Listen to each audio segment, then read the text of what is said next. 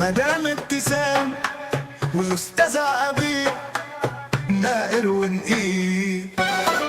رمضان فرحة وخير وأمان، بس في عاداتنا حاجات مش تمام.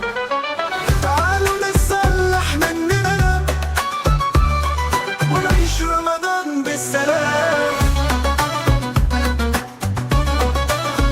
مدام ابتسام والأستاذة عبير نائر ونقيب.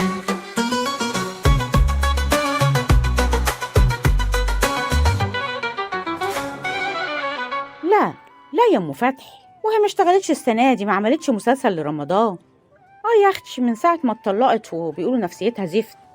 ايه جوزت تاني؟ قريت على الفيس؟ طيب يمكن مشغوله بالعريس الجديد. بس هو ما بطلش شغل وشغال حريقه وعمل على حسها فلوس قد كده. ايه قريتش انه حاطط عينه على واحده تانية؟ يا اختي كلهم كده، يلا ملناش دعوة. مين؟ شفت حلقتين منه بس ما عجبنيش.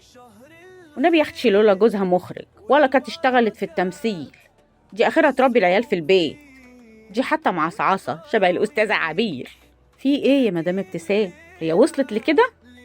لا مؤاخذة يا أستاذة عبير، ضحكة رمضان بقى. لا يا مدام ابتسام، دي نميمة وغيبة ومرفوضة في رمضان وغير رمضان كمان.